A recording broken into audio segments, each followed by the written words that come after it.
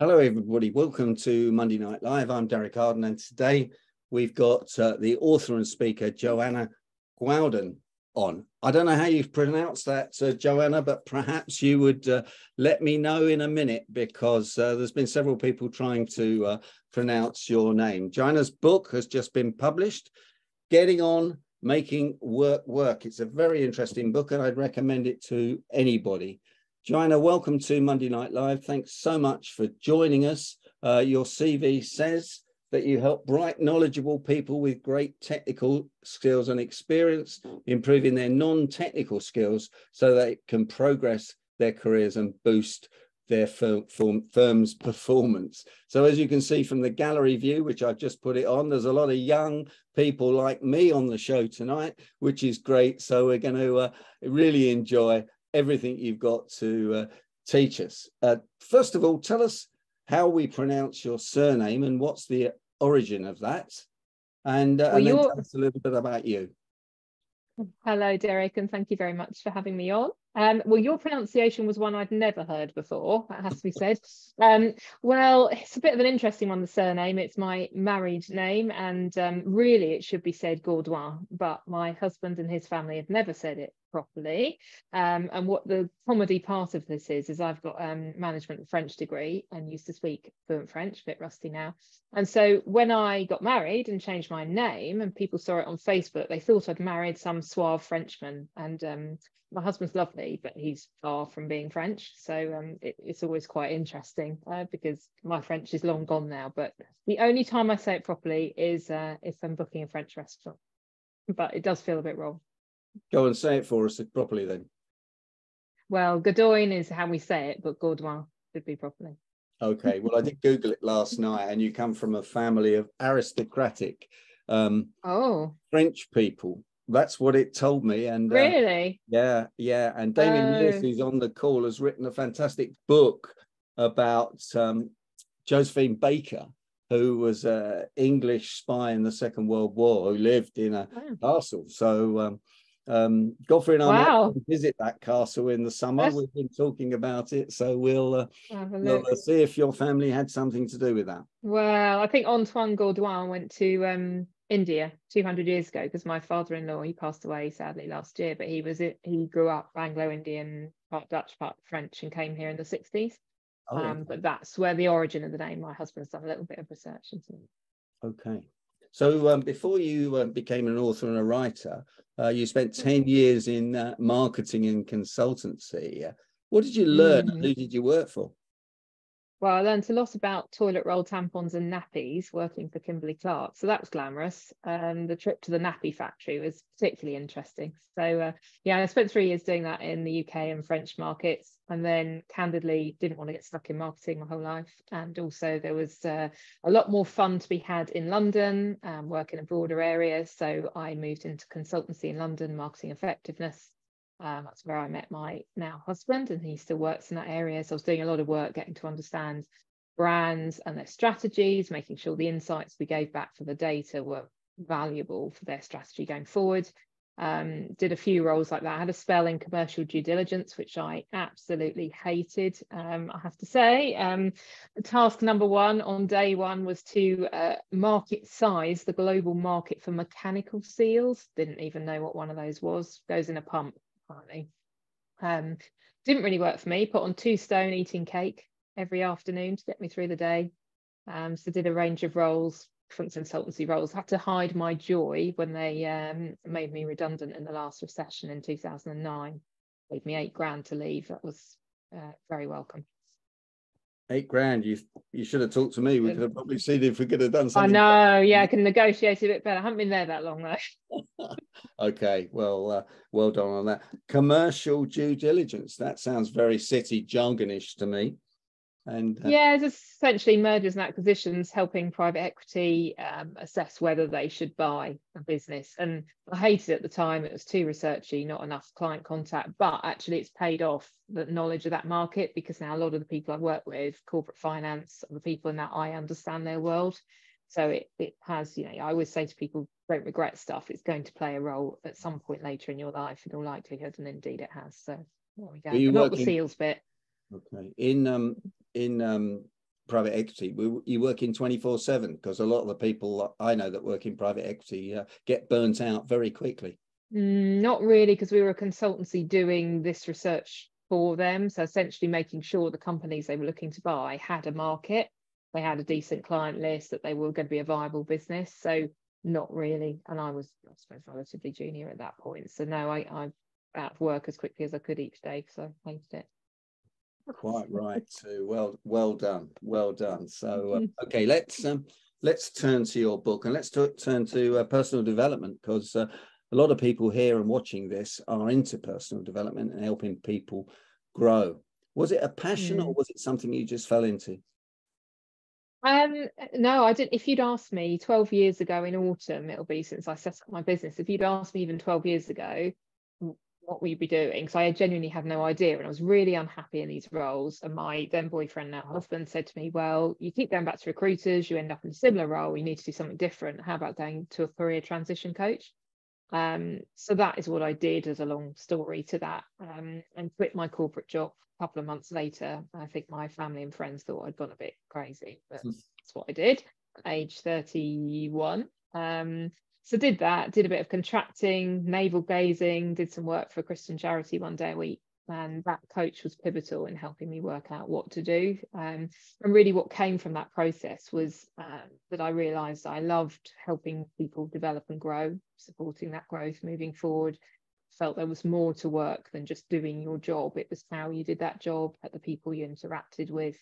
And then the other thing that came out of it that's so true for what I do now, and I'm really fortunate that every day is different for me. I don't have the same day, and although I have the same breakfast every day, boringly, what I hated was going to the same office and sitting at the same desk every day. Now that has changed for most people with the pandemic. They're at home some days, but it hadn't then 12 years ago. So now every day is different. I'm on different calls every day, or I'm in London presenting, running a workshop, going to speak at a conference. And that's really great for me and energizing for me. So that came out of that process as well. So I went and retrained in image and impact, body language skills and other related things in autumn 2011. Is that right? Yes, that's right. My maths is correct.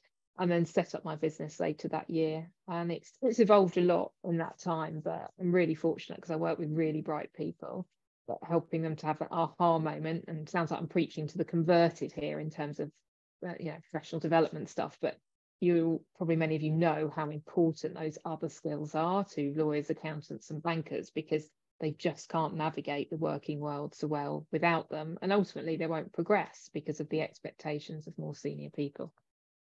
Sure, we do, and a lot of us do work with those professionals. And in fact, we got Will Kintich on, who I'm sure will come in later, who talks about networking skills, and most of his clients are solicitors and accountants. And I'm not sure they always get it. They need to Will back again to actually get it.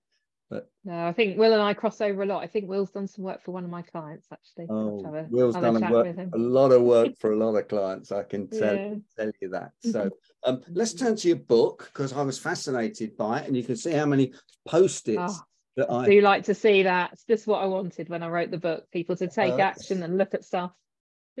But I'm going to start at the back, because we haven't had anyone on Monday Night Live talking about office politics. And I think everyone groans when office politics are mentioned, because most people on here have worked in a big company, and perhaps the reason they work for themselves now is because they hated office politics, or they were no good at it. And you're a licensed practitioner of the Academy for Political Intelligence. Is that Is that politics, or is that No. Rishi Sunak stuff? Oh no, it's definitely not Rishi Sunak. No, it's people like us, really, professional development people that did a lot of work over many years to bring together this research. There's a lot of involvement from somewhere called the Roffey Institute, which some of you probably know in terms of research of how people work together. That's a business school, yeah. Okay. Yeah, so some guys from there pulled this together, and I trained in that in I think 2017 now, and I trained in it after I was part of a big global program we were running for a pharmaceutical company, and one of the other experts like me on there was running these sessions, and I thought it was so powerful. That's why I then worked with him to be licensed. in this work, because office politics is everywhere. It's about how positive or negative it is. And people always think, oh, it's not me, I'm not political, it's everyone else. But actually everybody is, because our behaviours make sense to us. They don't make sense to other people. And I often give the example, if you walk up to the machine at work and you see two of your colleagues talking, a man and a woman for the sake of argument, and as you approach they stop talking, and I ask the question in a workshop, well, why do they stop talking? And I get various answers. So, you know, the obvious things are them talking about me, something confidential. I usually get they're having an affair. It's a favourite. If I had a pound for every time I'd heard that one, yeah. But very rarely, sometimes the people come up with, well, they've just finished talking, or they were being polite. They stopped to include me. And of course, in that moment when that's happening to you, you're not thinking of all those 5 possible reasons. You're thinking of the one that is determined by your situation. So that might be how you feel on that day, whether you've had a challenging conversation with one of those people that morning. You're not thinking of all the other possibilities. So it really shows us that our interpretation of events, it might be true, but it also might not be true. It's based on what we're thinking. So the whole area of politics is thinking about what do we see? Is it what's actually happening, or what we choose to see? And then thinking about how our behaviours at work can be interpreted by others, depending on the context. And it's really powerful work. I get great results on it, both in groups. So I had a business services team, so from a large American law firm, so the heads of IT, HR, finance, etc. And they brought me in because they said, oh, can you come in and sort the partners out, the warring partners? I was like, well, do they want to be sorted out? Well, not sure about that. Of course, that would have been difficult to do. But what I did is I went in and ran a day with those heads of business services to help them deal with those partners more effectively. And that went down really well. And bring that work into working with a lot of individuals as well. So there's a diagnostic you can do.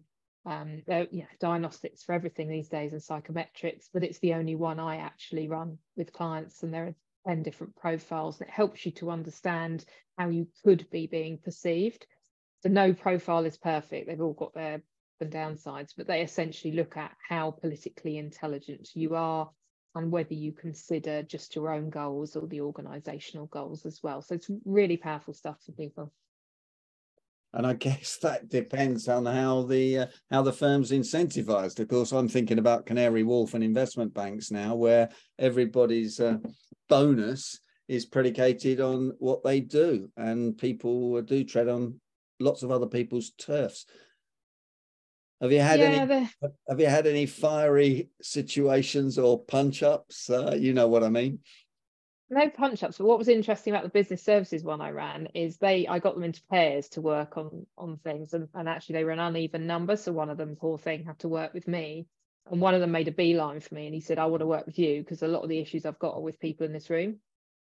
So that was quite interesting. But what is interesting, I read a couple of weeks ago, is the Solicitors Regulation Authority is talking about bringing in, I don't know how they're going to do this and whether it'll happen, but bringing in fines for law firms that have a toxic culture. And toxic, really interesting. I don't know how this is going to happen, but essentially firms that do treat people badly, where transparency isn't encouraged, people are encouraged to cover things up, which of course creates massive negative politics, because no one's prepared to be upfront about what they've done wrong or be open about sharing their knowledge. You get low productivity, poor decision making. So it'd be really interesting to see if that actually happens. I don't know how that would happen, but a lot of negative impact. I mean, the negative office politics is one of the biggest causes of UK workplace absence and stress, because people ultimately, when they're suffering that at work on an individual level, they don't want to go to work, they get into really negative cycles, and it causes tons of issues. So it's one of my favourite areas to work with on people, because it's quite eye-opening and it can have an enormous impact. Be a great thing to do some research into what's that costing the UK economy. Massive, yeah. Did your academy do any work on that? I'm wondering. If they didn't, you should suggest it to them. Yeah, well, what's quite interesting, you'll laugh at this, is that one of the people from the academy has now split off and set up his own. They've obviously had some politics there. And he's now starting over, and I'm involved in some beta testing on some new research in this area and new diagnostics. So he's got me involved in that, just to have a look at that. And so I'm sure there will be some research, knowing him, I'm sure there will be some research like that to support this work and selling it in, and how important it is, particularly in sectors where you get a lot of negative politics. And it may surprise you, I often ask the question, in which sector do you think there's most negative office politics? Private, public, or charitable? Shall we get the audience to put their thoughts into the chat box? That will be go on then. Which idea. Of those is it? Is it not for profit, private, or public? Lawyers or accountants or bankers? I was thinking as well. Yeah, it's all of the above. Well, yeah, that's true. All of the above. It's coming in the public sector. There's more days lost, isn't there, in the public sector? Almost twice as much days lost in the public sector as there is in the private sector, I think. And the NHS is one of the worst ones. Yeah, I mean, it's Will, Tim, and Damien are on the money there, because it's in all sectors for sure. But where we see it from myself and the other practitioners most is not for profit. And you could debate why this is. I think a lot of it is people feel like, oh, maybe there's a lot of volunteering, so it feels like I'm giving my time, so therefore I can be a bit more this and that. There's a big differential in not-for-profit between the CEO of charity that perhaps earns an awful lot of money and a lot of people in charities that don't. So you've got this big disparity. So it's really, really interesting to see. Yeah. Public is next and private is the least. I'm surprised at that, but thinking about it, you see these great big six-figure salaries for CEOs of charities, or people that call themselves charities, and then you see people working for nothing or working for very small amounts. Yeah, that's. I think there's some work for you to do there, Joanna. You can, if you're watching this, don't forget to hire Joanna to sort some of your office politics out. I'd like to know from the States, is office politics the same? Tim, maybe you could put something in the chat box. Is office politics, Carl, as fierce as you perceive it might be from what Joanna's been saying? Moving on, while you're doing that, you talk about the power of the phone call. We've talked about that quite a lot on this, and some of us believe that the phone should not be called a phone anymore. It should be called some sort of smart computer, because it's very rarely used to make phone calls. And thank you for phoning me for the rehearsal this morning. It's nice to get a call from somebody. What's your take on phone calls? Yeah, I think they're really valuable, because what's happened now, particularly since the pandemic, is we've got a polarization. So we've got people very dependent on email, which email has its purpose, absolutely. And we've got people very much using video calls, Zoom, Teams, all that stuff. And the phone gets a bit forgotten, but I think it's actually really valuable. What's interesting is the youngest generation in the workplace, I've forgotten what they call them. I always get muddled up between X, Z, whatever. But that generation, they are not used to using the phone. It's just they're used to chat and other things. And it's quite interesting. In a law firm I do some work with, they had a day where the partners taught the youngest generation how to use the phone effectively and when it was most useful. And the youngest generation taught the partners about social media. So it was a good skill swap. But I think the phone's good, particularly when you know somebody well, so you don't need to see them on a video call. You can call them just spontaneously, and they've got the choice not to answer it, because most of the time on our mobiles we can see who it is anyway. And if we're busy, we can just not answer it. And it's just less full on than a video call. It can be less intentional, but good thing is you can focus on what people are saying. You're not bothering about whether the technology's holding up or what someone's looking like. So if you don't particularly need to read body language, and I know, Derek, you say a lot in negotiation, your newsletter today, about if you can go and see someone in person, even better. There's nothing beats that. But I do think the phone also, rather than email, because you can get nuances from people and their voice that you don't get on email, and people are more willing to give something away about what's really going on in a phone call than they will in an email, putting it in writing. So I think it's much underutilized at this point. Absolutely, I totally agree with you. And I tell my clients to ring up as soon as they've got a dodgy email or a toxic email or whatever we want to call it, an aggressive email about a negotiation. Pick up the phone and call them. The surprise on people's faces when, sorry, I can't see their face, can you? But you can tell. I mean, you talk about body language, you can tell what they're thinking and almost what their body language is like when you listen carefully. to their voice tonality. Absolutely. Yeah, and you can discern more. I mean, I've got clients and prospective clients that I will sometimes just pick up the phone. I feel I know they'll be okay with that, and they won't answer if they don't want to, and others I'll email instead. But working out what's right for the type of relationship that you've got with the person. I'm a bit shocked that people wouldn't think it's all right to be called because they're in control of answering the phone. I don't get that, but maybe that's it's Generation Z and millennials are the generations you were talking about. Millennials, they don't even know, they only think it's for Facebook. No, Facebook's not for millennials, is it? Instagram is now, or Snapchat or something else. Let's turn to meetings. We had John Baker on, who surprised us all a few months ago about meetings. We all thought we knew how to run meetings, but he came up with some new issues. What's your take on meetings, Joanna? Oh, what an awful lot of time wasted. I mean, it was amazing. I went to speak up at a council in North London a couple of weeks ago, and I'm doing these road shows for my book, and I essentially am giving a choice of 3 titles, and they picked effective meetings and presentations, and the number of questions I got was phenomenal. And I went home with an empty book bag, so that's a happy day. I didn't have to carry them home. Loads of questions around that. It's just during the pandemic, I think people just shoved even more meetings in, and meeting bloat happened. That's what I'm calling it. So too many meetings, not making sure we have the right people on the meetings.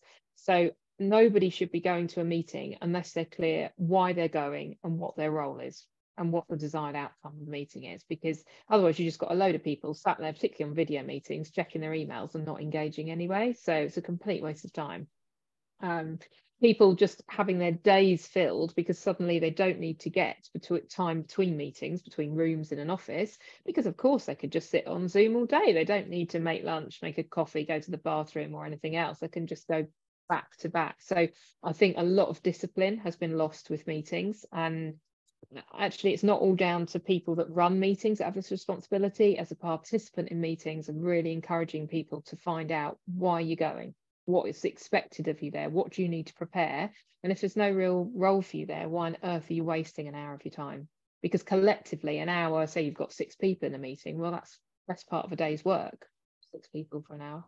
Absolutely. I was just having a quick look to see who got their camera off in this meeting, and there's only 3 people, and all 3 of them have apologized to me for doing it, which is really interesting. Second point, the Brighton manager on Saturday complained to the referee that he was no good, but the chief referee for the Football League had wasted 2 hours of his time in a meeting when he should have been working with his players, so he got a red card for that.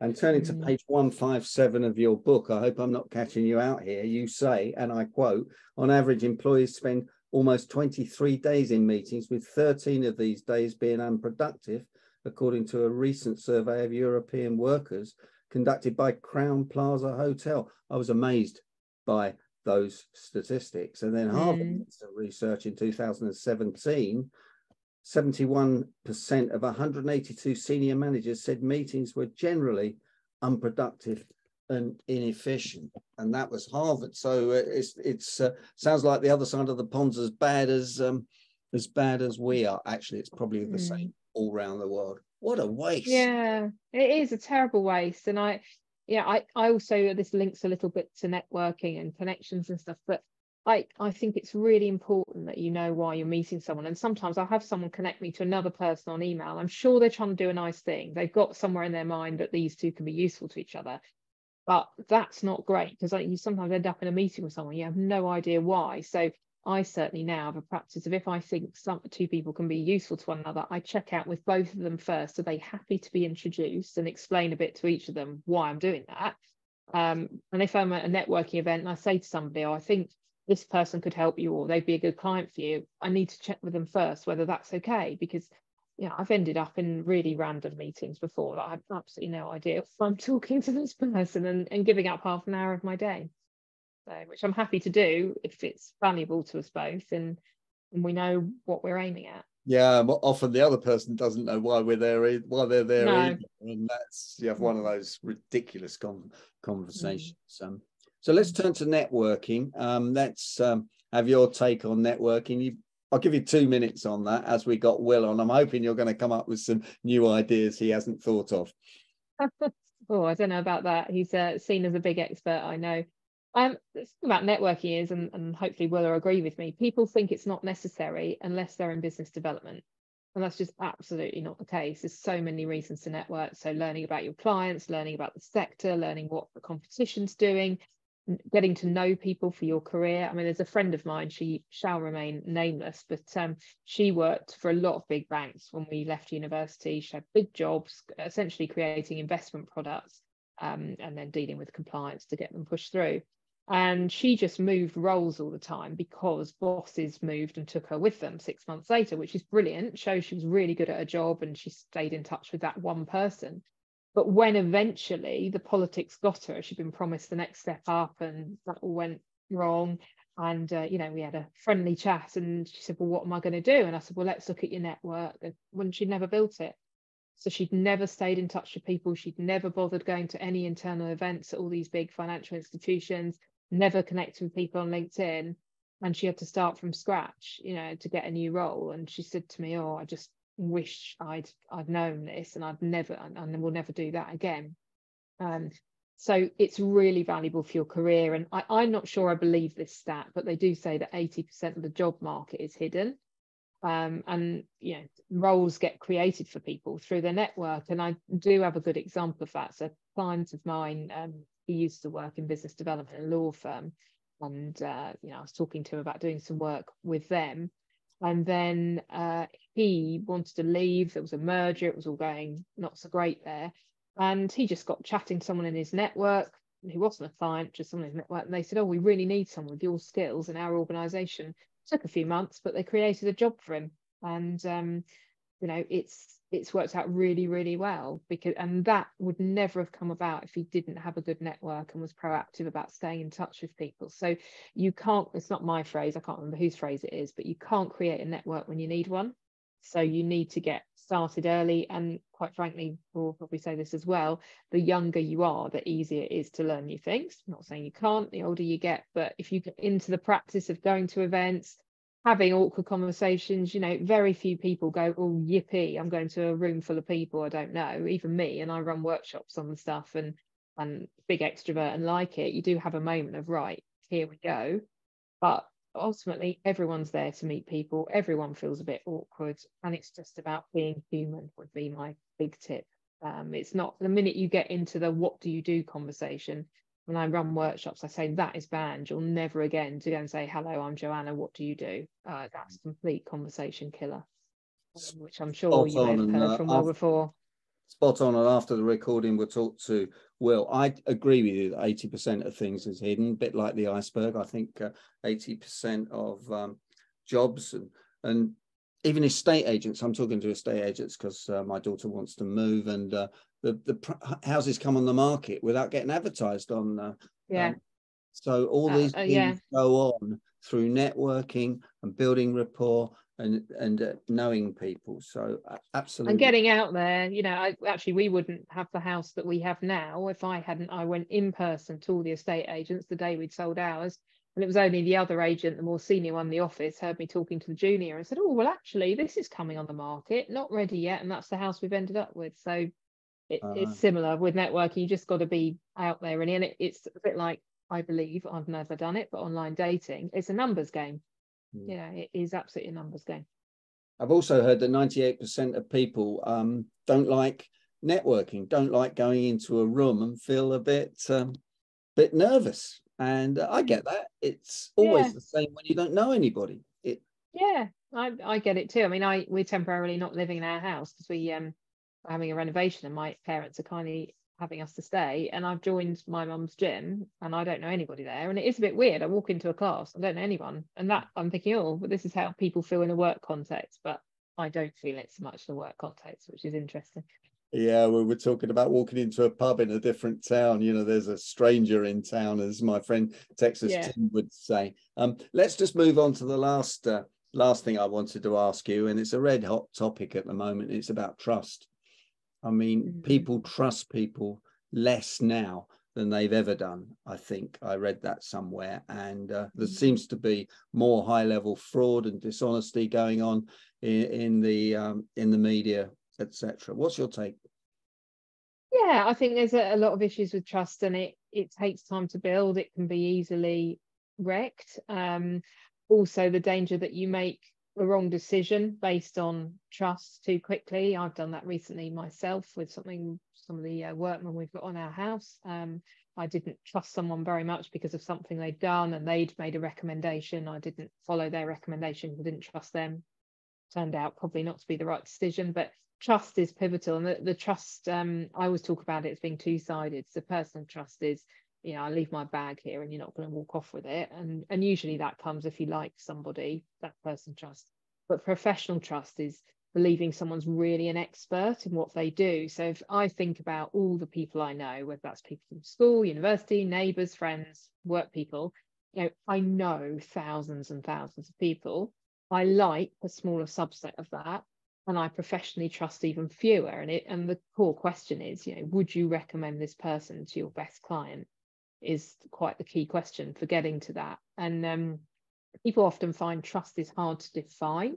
It's a bit nebulous, you know, what really builds trust. And I'm sure many of you have heard about it, but there's a great trust equation from the Trusted Advisor book, which is worth looking at. And I find that professional financial services people really like it because it breaks trust down, because it says that trust is built from credibility, reliability, and intimacy. So credibility being, you know, knowing your stuff. And that doesn't mean you should never say you don't know. There's actually a lot of power in saying you don't know, because it means when you do know, that's more credible. And then the reliability, continually doing what you said you'd do, being consistent, not being one day someone doesn't know what to make of you. You know, you're inconsistent in how you respond to people. And then the intimacy is really the being human piece, building connection with people. But all of that is undermined by self-orientation. So of course we all need goals, we're doing things for a reason, but if it just comes across to the other person, it's just about us. And probably the prime example I give of that is actually at networking. We've all been there and had what I call the business card stab. You know, when someone barely says hello and they shove a business card in your hand, and are you ever going to call that person? No, you're not.